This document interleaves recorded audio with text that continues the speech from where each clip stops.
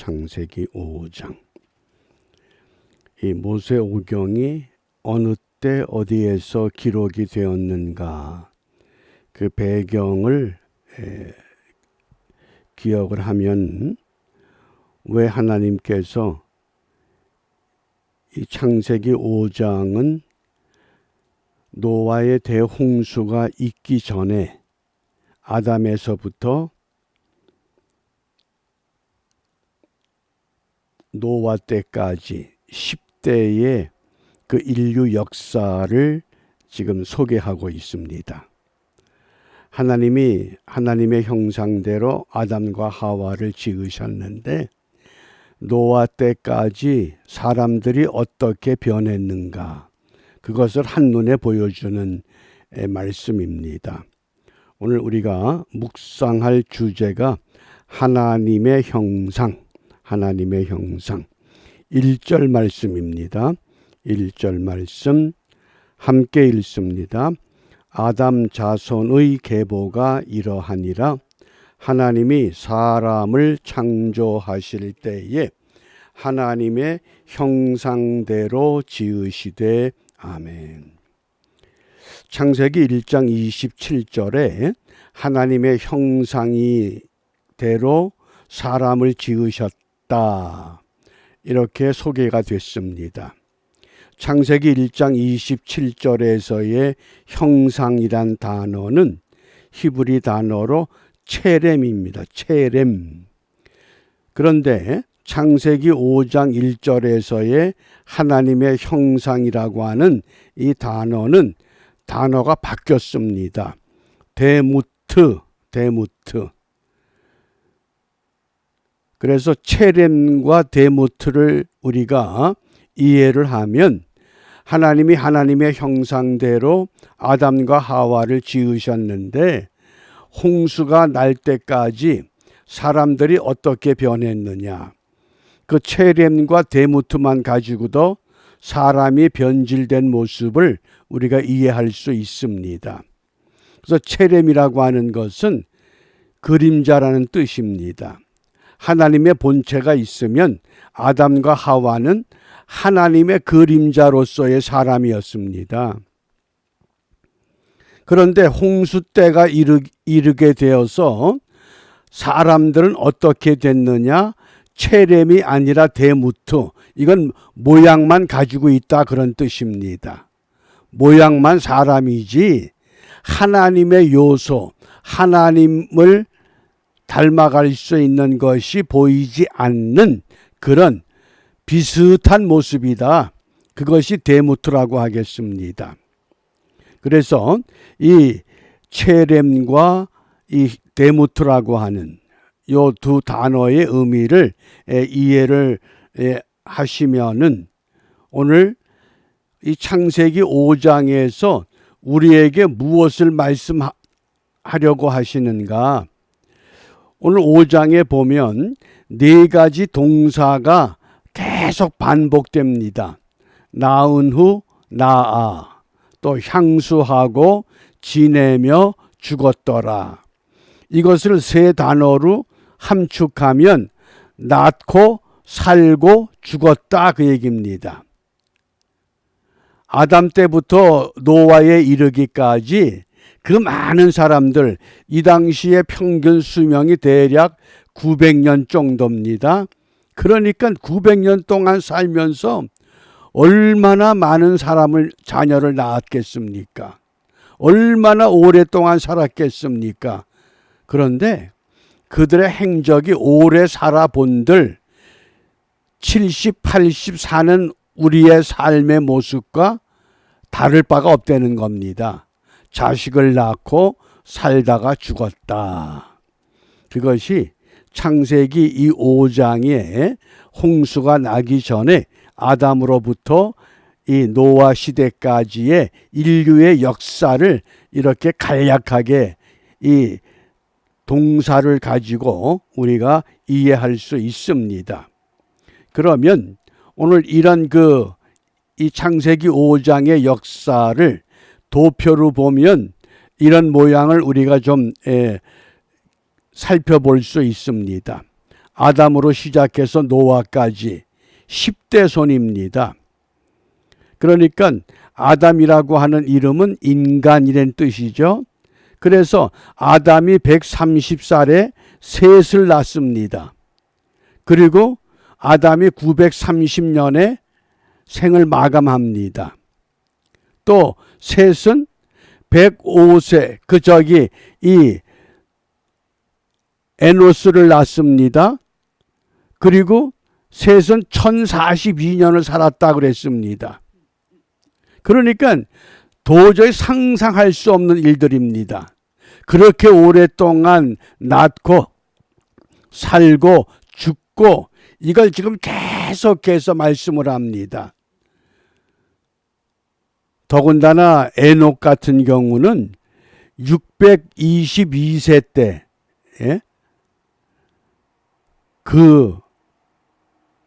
참 하나님이 이 에녹을 데려가시게 되는데, 이 에녹이라고 하는 이 이름은 어떤 뜻이냐? 가르친다 그런 뜻입니다. 그러니까 그 많은 사람들 가운데 하나님의 형상을 보존하고 있던 사람은 누구냐? 유일하게 에녹이다 그 뜻입니다. 왜 그러는가? 오늘 24절에 보면 에녹이 하나님과 동행하더니, 그 오랜 세월 동안 하나님과 동행하더니 하나님이 그를 데려가심으로 세상에 있지 아니하였더라. 다른 사람들은 낳고 살고 죽었다 그랬는데 에녹만큼은 하나님과 동행하더니 하나님이 그를 데려가심으로 세상에 있지 아니했다.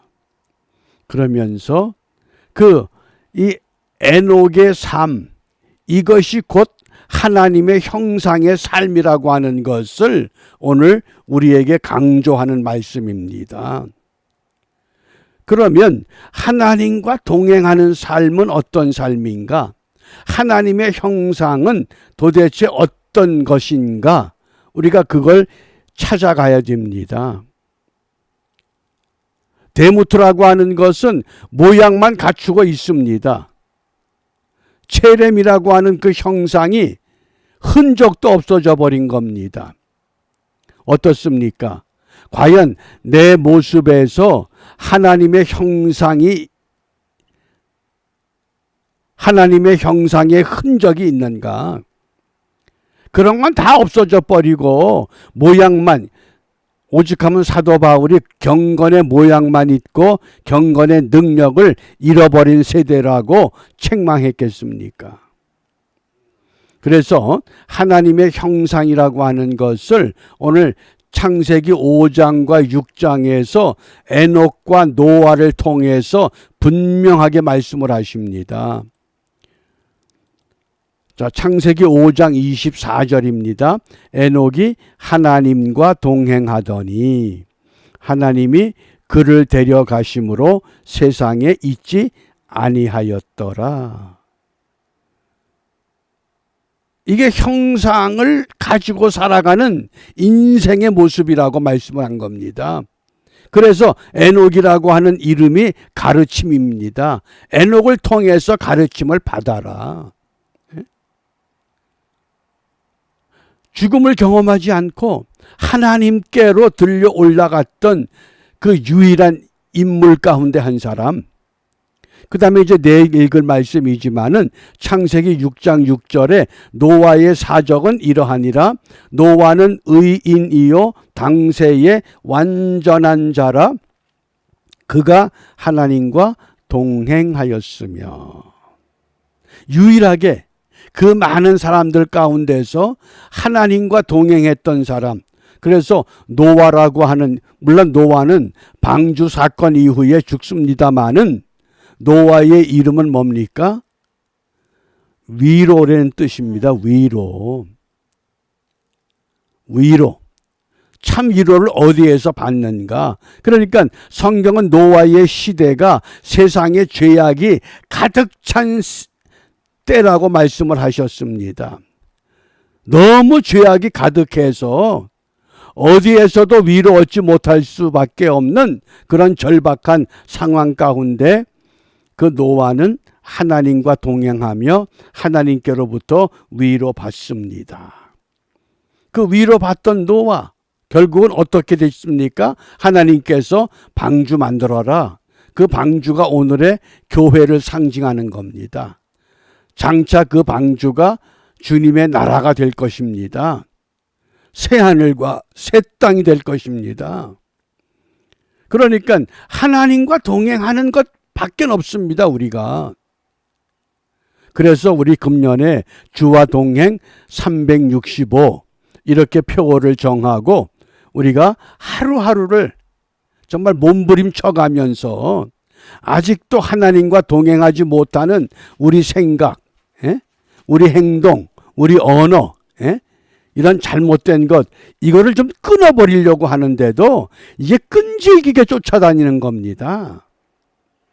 그러면 하나님의 형상이라고 하는 건 도대체 무엇을 의미하느냐? 제가 여기 두 돌멩이 그림을 소개하는데 이 왼쪽에 있는 이 돌멩이는 어느 날 갑자기 산에서 떨어진 바위 덩어리입니다. 길을 막고 있습니다. 통행에 얼마나 불편한지 모릅니다. 그러니까 사람들이 어떻게 저렇게 큰 돌이 이 도로에 떨어져 있느냐. 그런데 어느 누구도 이 돌에 대해서 치울 생각을 못 갖습니다. 그런데 이 돌을, 이 오른쪽 그림은 이 돌이 작품이 됐습니다. 공중에 뜬 돌이란 작품입니다. 그리고 이 공중에 뜬 돌 밑에 여기가 통로입니다. 사람들이 이 아래로 지나다닙니다.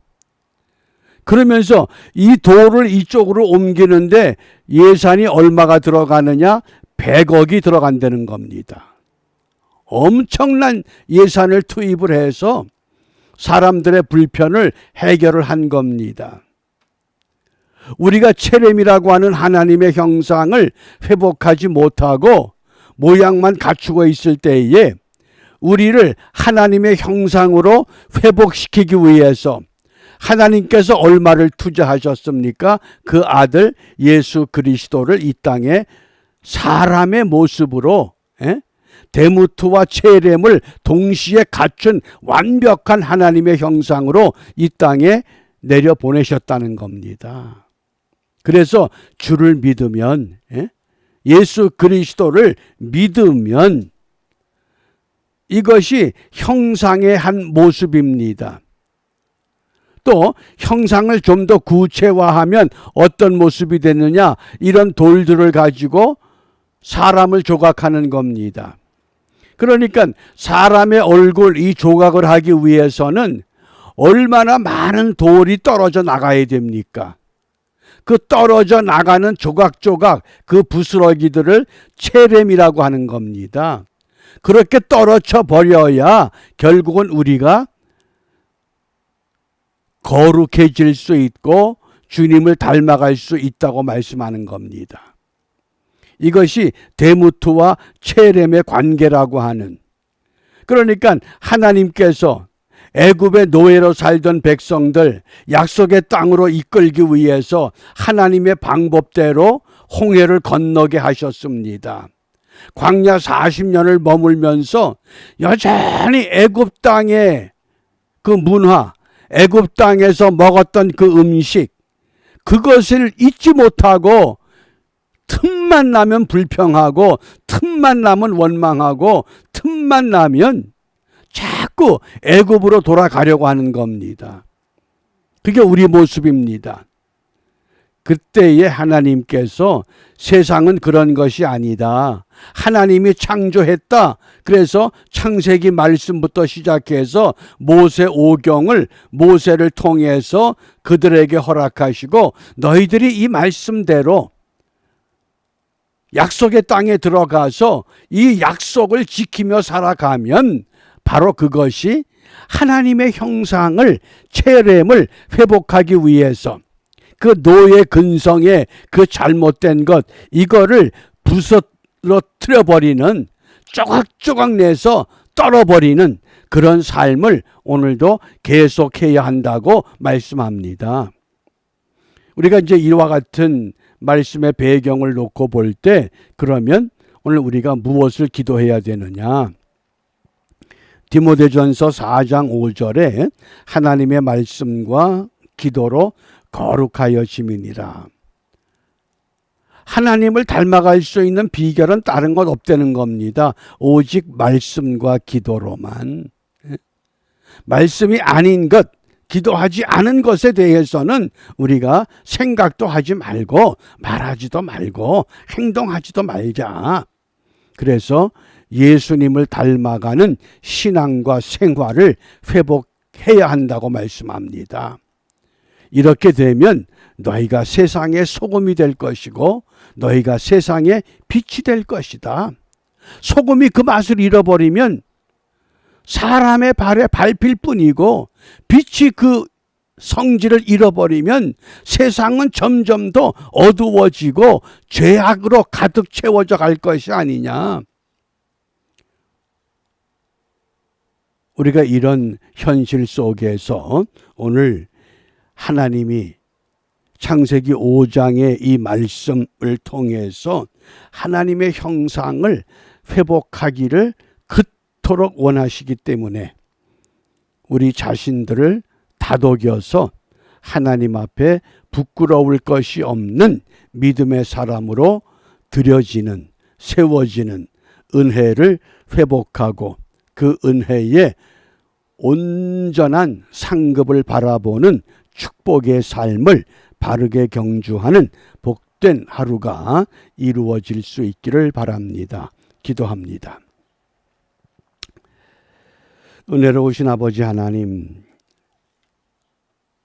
사람을 지으시되 하나님의 형상 체렘에 따라 지으셨건만 세상살이에 도취되어 체렘은 잃어버리고 모양만 갖춘 하나님의 사람으로 이것이 당연한 줄 알고 이것이 옳은 줄 알고 이제껏 살아왔던 저희들의 어리석음과 무능함을 주님 이 시간 용납하여 주시고 온전히 주님을 닮아갈 수 있도록 하나님의 말씀과 기도로 우리를 바르게 세워 이 땅을 향해서 소금이 되게 하시고 빛이 되게 하심으로 무너지는 세상, 흔들리는 세상, 썩어가는 세상, 죄악이 관연한 세상, 그곳에 하나님의 사람들이 있기 까닭에 하늘의 소망을 함께 나누어 갖는 은혜의 하루가 될 수 있도록 인도하여 주시옵소서. 예수님 이름으로 기도합니다. 아멘.